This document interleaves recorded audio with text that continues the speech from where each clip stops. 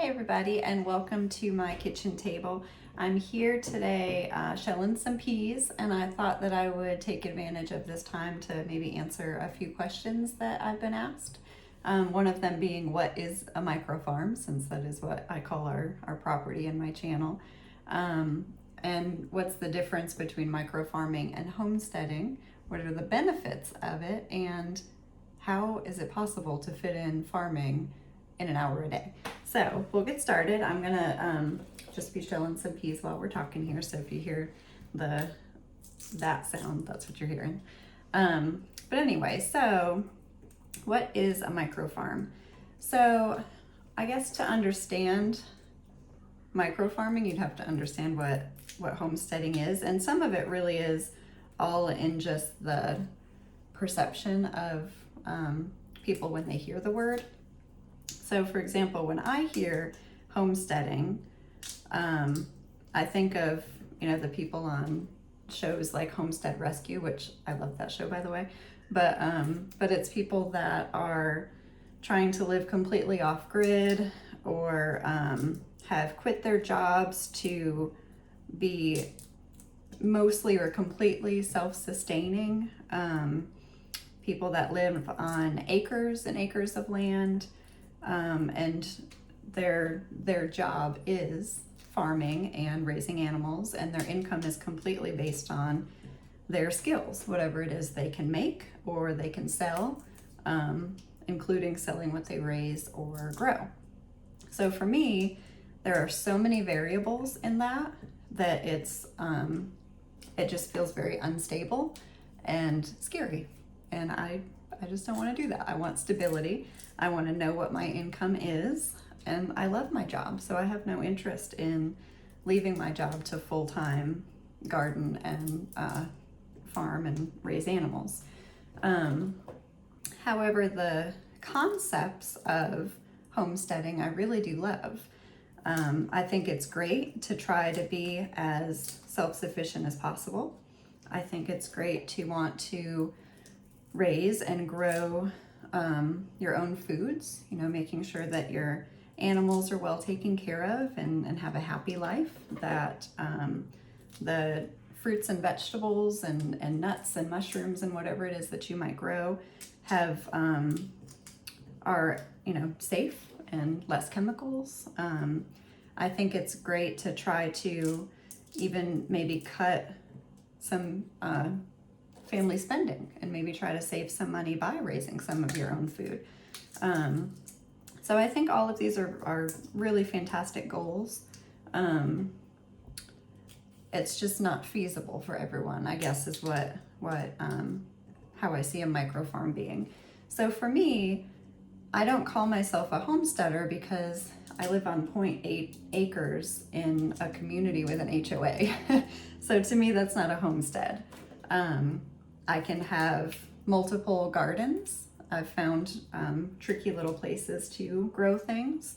There are animals that I am allowed to grow within my HOA, and technically I live within city limits, so I actually have to follow city ordinances as well.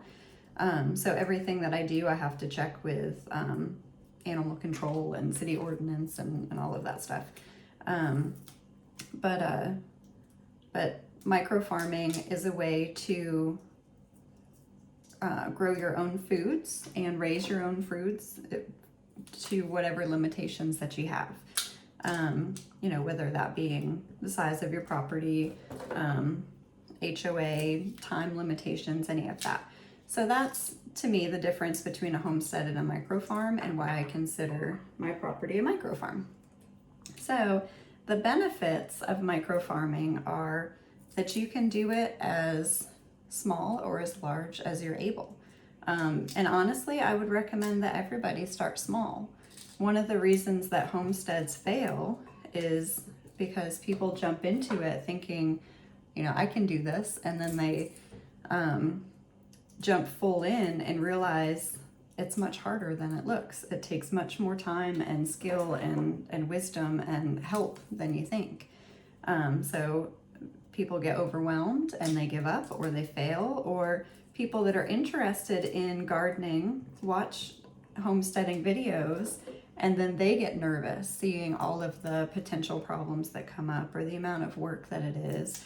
And so what I hope that this channel can do is to show how to start small and just do, you know, one crop at a time. If you're new to gardening and you've never grown anything before, I would really encourage just starting with some containers or just one small plot and starting with one vegetable at a time. You know, maybe you just grow tomatoes or cucumbers or something this year.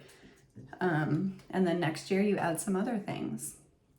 I use a variety of methods to grow here, partly because of the way my property's positioned and where I can capture the sun. But when I first moved here, I did have experience with gardens. I grew up in a time where kids had chores and weren't allowed to do anything before chores were done. And I had friends that lived on farms. So if I wanted them to, you know, get to hang out and play, I had to help them with chores. We also gardened in my house as a kid. My dad hunted, so I wasn't foreign to it. But when I first moved here, I had a toddler and, well, I guess preschooler, and a baby. And so I had never gardened as a working mom before. And so I needed to figure out how to start small and figure out just how much I could do, how much I could accomplish. And so we did have garden tiers, which one of these days I'll get out there and actually give you guys a tour of the property. But there's a garden tier that goes off the side of the driveway because it's a pretty big slope. And so my first year here, that was all I used. I think I just grew maybe one zucchini, a couple cucumber, and some tomatoes, something like that. Not a whole lot. And then the next year I added some containers. I think I even used milk crates at one point. I made a strawberry tower out of milk crates that I'd gotten at a farm auction. And then I added the green stock gardens the tower gardens that I've showed you before. And I try to take advantage of space that I'm already tending. So places like the front yard that's already being mulched and already being weeded and already being tended, I do edible gardening. So I stick vegetables in there. I have switched all of the mulch to natural pine so that I know it's not chemicals, and it follows kind of what's called like a back to Eden method. But that lets me take advantage of another area that I'm already tending instead of adding more to my schedule. So the other question was, you know, I call my channel and my Facebook page Hour a Day Micro Farm. And that really is because I usually don't have more than an hour to give. And some days I don't even have that. So there's some days that I don't do anything but make sure the animals have what they need. You know, I've got 2 kids that are busy with sports and music and friends and school, and I work full-time. My husband works full-time. We've got you know, church and friends and family, and we want to do things. So I really don't have more than an hour a day to give. So I've had to, like I said, start small and then just add every year to see, is there more that I think that I can feasibly do? And what I do, similar to how I clean my house, I do a zone cleaning method. So we have a kind of like a daily pickup. We just make sure whatever you've left around is picked up. But we really only have one room a day that gets like really cleaned, deep cleaned. So we do zones. So throughout the week, the entire house gets cleaned, but there's not just one day that we do everything. So I do the same thing in the garden. So I zone garden. And so each day I'll focus on a different plot or the towers or the containers. And that might be watering. I usually only water a couple times a week. And I try to look at the weather ahead, because if I can get away with not watering, then that's even less that I have to do. But if you just spend, you know, a couple days a week in each of your areas, just watering, weeding, pruning, harvesting, then you can get quite a bit done.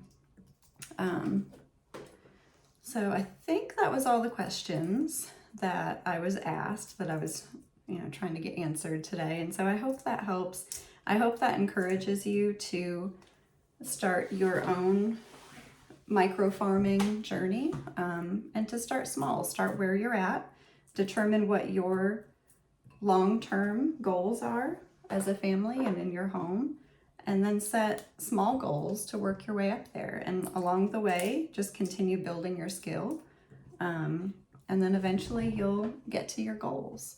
So if there's any other questions, if there's anything that wasn't clear, anything else you'd like to know, just please feel free to reach out and send me a message. You can reach me on Facebook. You can make a comment on here, but just let me know if there's anything else I can do to help you get you started on your journey.